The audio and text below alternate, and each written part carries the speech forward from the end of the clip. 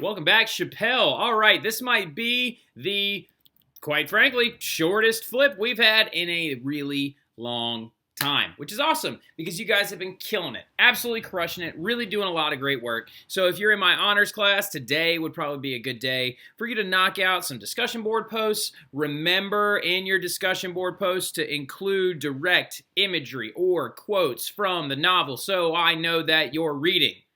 If those aren't present, you will not receive full credit for your discussion board posts. For my academic girls, today is probably a good day to crush some more of that study guide, which is due by Monday for A and D and by Tuesday for F period in completion for your final quiz grade of the year. I'm getting so choked up. We're almost done. I hate that I didn't get to have a full year with y'all. It really does kill me inside, being completely honest. For those of you who do not agree, whatever. But for those of you who do, I share your sentiment, and I hate that we couldn't have spent the entire year together. But it's okay, because I'm always still here. If you ever need anything, and then when we're back in school during August, just let me know if you ever need anything at all. Recommendation, help in U.S. history, help in math, just let me know. I'm always around, all right? But let's go ahead and get into it. So we just left off talking about the communist revolution in Russia. We actually went past the end of World War I with that flip. We talked a little bit more about some different ideas, some different things. We got into some little bit more intense ideas about what's going to happen after the war, what's going to happen with their civil war, the Reds versus the Whites, and how Lenin's going to come out on top. And I gave you a very brief survey leading in to totalitarianism that's going to rise up in Russia, and that's what we're going to be talking about next when we get into World War II. All right, so when we talk about World War II, and we're going to talk about a very condensed version of World War II. We'll end up talking about World War II in about 4 flips or so, not that many actually. Now, getting further into it, which means I have to make new prezzies. Whatever, it's all good. Now, getting into it though, as you can see, Russia, of course, is going to have a communist revolution because they endured the largest amount of casualties and deaths during World War I. 32%. 1 out of every 3 soldiers that died in World War I were Russian. And that's crazy because you had upwards of 20 countries involved, but 1 out of every 3 deaths belonged to Russia, which is going to send them into their communist revolution because, as we know, by 1915, Russia had already had 2 million deaths. Now, let's go ahead and kind of take a status check, though, real fast. The Lusitania has been sank by Germans using unrestricted submarine warfare. The British were upset about this. The Americans were upset about this, so Woodrow Wilson came out and denounced Germany for using those tactics. So it appears on the horizon that America is getting involved soon. But here's another thing real quick. I need you to write this down. Put a little star next to it. The Russian Revolution directly leads to the U.S. becoming involved in this war. Some historians disagree with me about this. Some historians are always like, oh, those are 2 completely independent things. Shut up, all right? So, we were directly linked to giving military supplies and goods to the Allies. We wanted the Allies to win. With that in mind, if an ally as large as Russia that was splitting Germany's forces over a 2-front war is going to be leaving this conflict, you can bet your bottom dollar that the United States of America is going to become involved to be the tipping point to move this meter into the victory column for the Allies, right? So the Russian Revolution directly leads to U.S. involvement. That is going to be a short answer question on your test for honors and regular, just so you know. How does the Russian Revolution help lead to U.S. involvement in World War I? Boom! But a lot of other historians give another plethora of claims. A lot of historians also say, oh, because the Zimmerman note, right? Well, look, there's 2 reasons why. So the Zimmerman telegram is considered the big deal thing that sends the United States into war. Now, the Zimmerman telegram was supposedly, allegedly, as in we're not positive if he ever said it. Apparently, Arthur Zimmerman, the German ambassador, claimed that he never actually wrote it. So, but apparently, a telegram. Now, what a telegram is a message sent over a telegraph wire, right? The little dee-dee-dee-dee-dee-dee, right? Like sending a message through a telegraph wire. According to the British, they intercepted a message that was going from Germany to Mexico, telling Mexico to attack the United States and that Germany would lend arms, weapons, tanks, and goods for Mexico to attack the United States and reclaim the land that was once belonging to them. So just so you know, Mexico used to own Texas, Utah, California, Arizona, New Mexico, and most of Nevada before the Mexican-American War in the 1800s. So that's where this is coming from. The German ambassador apparently is telling Mexico to reinvade the United States and go in there and take back what has been stripped from you. And apparently the British, being the tattletales that they are, apparently ran up being like, ooh, America, oh, it's Tuesday, oh, the Germans, they're saying mean things about you. And then we got involved. That's one reason. One reason, okay? The Zimmerman note or the Zimmerman telegram. The second one has to do with the fact that write this down. Write it down. Star it. Highlight it. Circle it. Germany also recommenced unrestricted submarine warfare. After they told us that they were not going to use those methods again, as the blockade, the riots, and the hunger and the famine got so intense in Germany, they're going to start it back up again. They resume unrestricted submarine warfare. If you want to abbreviate unrestricted submarine warfare, let's go ahead and turn it into like a URSW. URSW, unrestricted submarine warfare, right? So they're going to recommence that, and it's going to send the U.S. into war being like, we told you not to do it, and then that's another reason why we got involved. So the U.S. is going to declare war on Germany and the Central Powers in April of 1917. Now, some of you are like, why just Germany? Why not the other guys? Well, they do. They actually do declare war also on Austria-Hungary, who is all but not involved anymore, the Ottomans as well. But the real big player in this whole thing is still Germany. Germany is refusing to surrender. They're refusing to give up, and everyone believes that now that Russia is out of the game, that they will be able to refocus all of their goods and supplies on the Western Front and possibly push the French back, so the U.S. get involved. Now, here's the crazy thing, though. It took us a long time. It took us quite a bit of time to get into Europe. So we declared war in April 1917.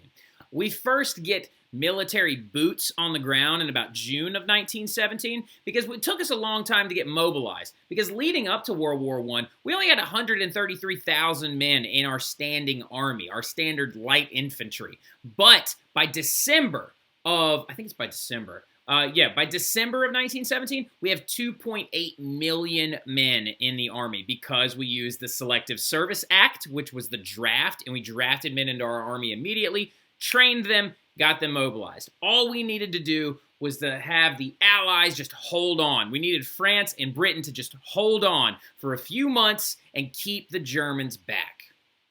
The Germans then tried to go on the offensive, all right? The Germans start trying to throw everything they have at the Western Front and really, really trying to push this war back. But here's the thing, Germany, they held on. Because by 1918, 2 million American soldiers were in Europe and fighting. Revolts were also breaking out in Germany. This is huge. Next to revolts in Germany, but hunger riots and calls for the war to end. German citizens were rioting in the street, trying to get the war to end. Oh, and guess where Kaiser Wilhelm went? The Kaiser fled Germany during this time. In 1918, the Kaiser Wilhelm II, fled Germany. That is going to be extra credit on your test. He ran away. He literally ran away. And I think, where did he go? I can't remember where he went. I think Kaiser Wilhelm more than likely went to probably somewhere kind of obscure. I know Trotsky went to Mexico. Where did Kaiser Wilhelm, World War I. Let's see where he ends up. So according to sources, apparently Kaiser Wilhelm fled Germany right around November of 1918 when the war was getting really intense and people in Germany were calling for an end to the war because of hunger and famine and malnutrition, a lack of supplies. This is the war of attrition. This is the whole concept we've been talking about. Germany didn't have the supplies, the means, or the stuff, or the want or the morale to keep fighting this war. So Kaiser Wilhelm flees to the Netherlands, all right? That's going to be the key to the extra credit is what did he do and where did he go? He fled to the Netherlands in exile because they were a neutral country throughout the entirety of the war. Now, with the help of the American forces, the Allies are going to push the Central Powers all the way back through France into Germany, and the Central Powers are going to call for an armistice, which is an end of fighting on November the 11th, 1918 at 11 a.m. So here's the way you remember those dates. The 11th month, the 11th hour, on the 11th day in 1918, World War I ended. And here's the other thing, too. We celebrate this holiday every single November the 11th, every single year. We used to call it Armistice Day, but now we call it Veterans Day. So Veterans Day is actually directly linked to the end of World War I, the end of fighting in World War I. And the armistice was signed on a moving rail car, moving between France and Germany. This is absolutely crazy. And the reason why Kaiser Wilhelm's not there is because he abdicated the throne and he ran away. And an armistice is signed, Germany surrenders because we received wire at 2:30 in the morning that they had officially been done. They were done with the war and it was over. Now, crazy enough, fighting still kind of continued almost all the way into 1918 because a lot of the places that were still at, a lot of places like the Ottomans and other parts of the line didn't know that Germany had surrendered. They just kept fighting. Some of these other generals of the Germans kept fighting. There are actually men that died after the war was over because they didn't know the war was over, which is terribly sad. That's horrifyingly sad. But the aftermath is going to be atrocious. Millions of soldiers are now dead. Estimates are anywhere between 10 to 20 million soldiers were lost or casualties, which means they were wounded in action in this war. And then, not to even stop there, then a pandemic went through the entire world. One of the worst places it hit was the United States. A pandemic, much like what we're experiencing now with the coronavirus, except it wasn't the coronavirus, it was the Spanish flu. The Spanish flu hit in 1918. Go ahead and jot that down. The Spanish flu in 1918 is going to hit and kill 20 million people worldwide. 20 million people. And just so you know, that's just a strain of the flu virus. It's the H1N1 virus. We dealt with it a few years back. We called it the swine flu, right? So the pandemic was called the Spanish flu because the Spanish were the first ones to ever actually release a lot of information about the flu and its effects on people in Europe. So everybody thought it came from Spain, but it didn't because it's stupid. All right, but it was called the Spanish flu. One of the cities actually hit the absolute worst by it was actually Philadelphia, Pennsylvania. And if you want to think that this is tough, you think quarantine now is hard, man, the country of the United States in 1918 was in way harder lockdown than this. This is kind of a taste of what they experienced with the H1N1 virus in 1918. That's 1918, the Spanish flu. Make sure you have all those answers, okay? Now, the U.S., France, and Britain are going to be known as the Big Three after this whole thing goes down, and they are going to meet up together, and here you see them together right here. That's David Lloyd George, and that's Orlando from Italy, and this is Georges Clemenceau, who is the French one, the French Prime Minister, who looks exactly like the Lorax to me. And then this is our guy right here, Woodrow Wilson, all right? Now, I don't like to say our guy too much because he's kind of a big racist, but we're going to move past that. So they're going to hold this thing called the Paris Peace Conference, right? And at the Paris Peace Conference, they're going to have to figure out, how do we pick up the pieces? What do we do after a pandemic has killed people, after a war has sufficiently horrified the masses that we just killed upwards of 40 million of each other in a war? No one has ever seen anything like that before. It's terrifying. And they're dealing now with men that have shell shock and trying to figure out, how do you repair economies that have been destroyed by this war? So they issue first this thing called the Treaty of Versailles. But Woodrow Wilson didn't like it. He suggested his own document. He thought that it was going to be really unfair and it was going to lead directly to another war, which it does. All right, so he suggested instead a document known as the 14 Points. And Woodrow Wilson's 14 Points just focused on some things that were a little bit more chill, a little bit more relaxed, a little bit more calm when it comes to preventing another war. And one of the biggest things he actually called for, free trade over the seas. No more unrestricted warfare that will hit civilians.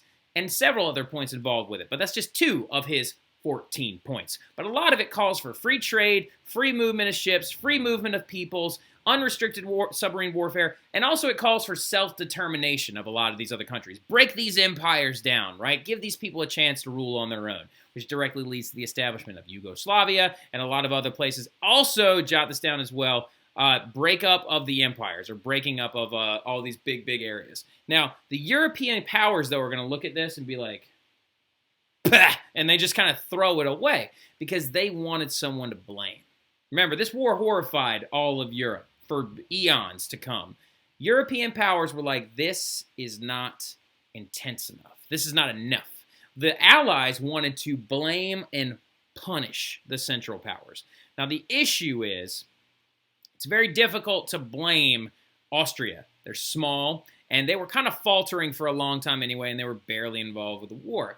And then some of you were like, well, then you got to blame, I don't know, the Ottomans maybe? Nah, the Ottomans were barely involved in the war. They were protecting waterways and straits. So who do they blame?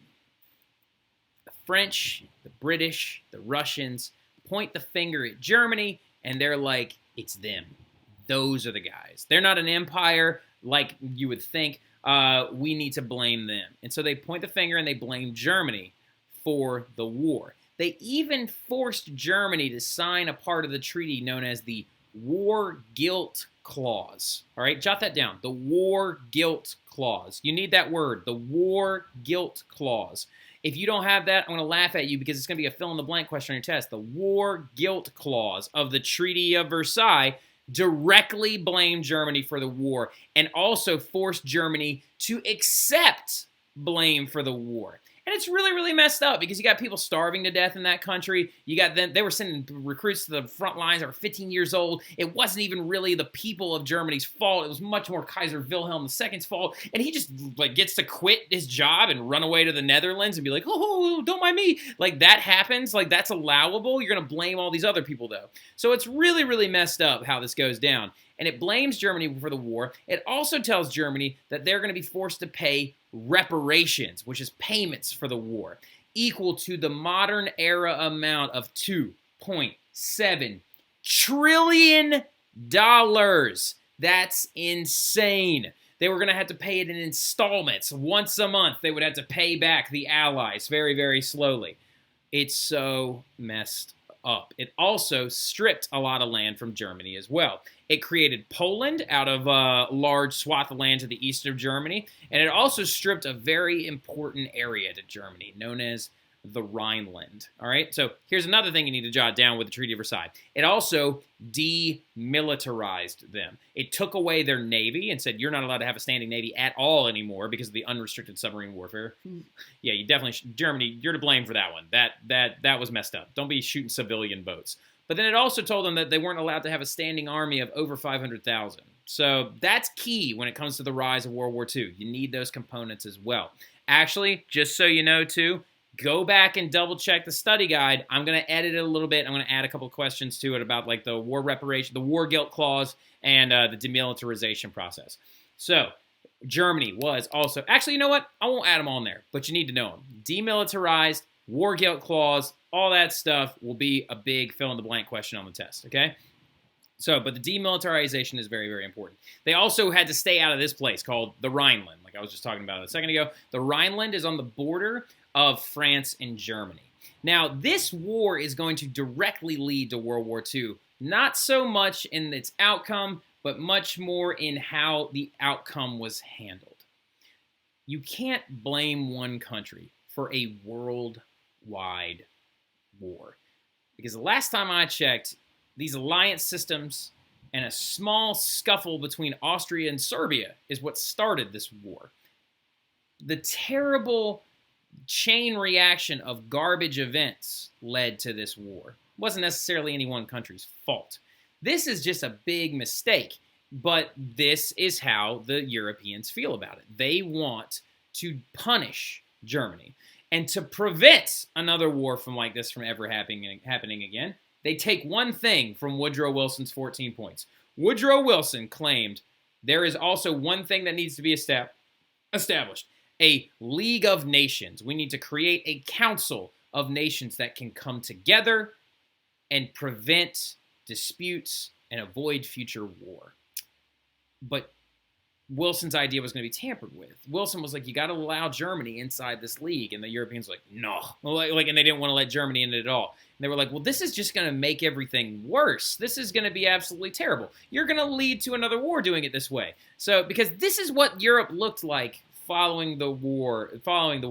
This also is going to be a direct piece of your test. It is a political cartoon that will be referenced multiple times. So, this right here, literally, that right there is the Treaty of Versailles. That big cannon right there, this are the Europeans hiding their weapons behind their back, saying, Germany, off with that spike. What do you think you fought if we're not about to abolish militarism? So basically, this is just showing a cartoon of the Treaty of Versailles is going to lead directly to another war, whether you like it or not. This is what it's leading to because it's blaming Germany for this war, and it's putting them literally under the gun. So this is also what it's going to cause in Germany. This Treaty of Versailles saying you owe us $2.7 trillion, which, by the way, they did have to pay back every penny of that, and the last payment that they made on the war reparations from World War I was in November of 2011. 9 years ago, they just got done paying that off. 9 years ago, almost 100 years later, they finally got done paying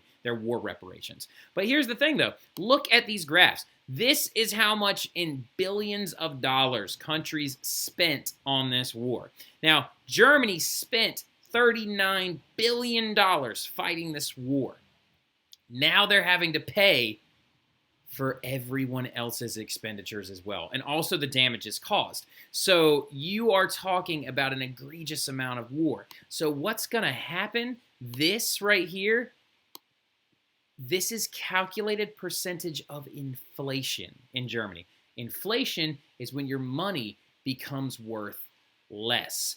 To try and pay back the war reparations and to try and fix the economy of Germany after this war, not only did they have to sign a treaty with the war guilt clause saying it was their fault, not only did they have to pay back $2.7 trillion, not only did they have to give away their navy, not only the fact that they have to have a standing army of only 500,000, which is a very small army, just so you know, so they can't even properly protect themselves at this point. Now you're also forcing them to print money they don't have, causing inflation in their country so badly that it cost almost a wheelbarrow full of money to buy a loaf of bread in Germany. This is the inflation in Germany. This is the subject of how worthless their money became. These are children stacking wads of money in the street like they're toy blocks, because that's about how much they're worth.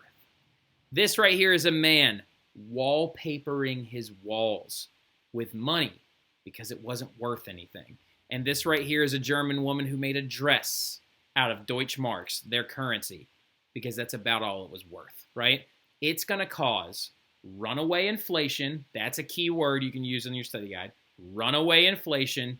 And it's also going to cause massive debt in Germany. And it destroys their economy. Absolutely destroys their economy. Which then, oh, I don't know, directly leads to World War II. Let's construe that.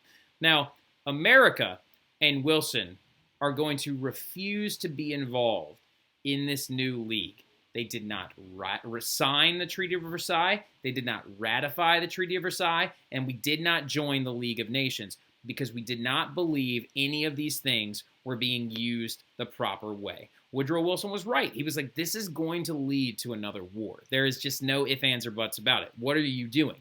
And of course, 1918 is when this goes down. This is the dog of war being muzzled by the League of Nations, right? We signed the armistice in 1918. Germany invades Poland in 1939. 20 years after the end of the war, 20 years, just 20 years, boom, another world war happens because of the way things were handled. just like the way things were handled after Archduke Franz Ferdinand's assassination led to this war, the way these things were handled after this war, assigning blame and forcing payments and sending people into debt and doing all this other stuff, is going to cause another war, all right? It's going to lead to World War II, okay? So we'll talk about that stuff later on. I'll talk to you guys later. This is the last flip before the test. You guys are doing great. You're killing it. Keep up the good work. Get that study guide done. Get those posts done. I'll see you guys later. Y'all have a good one.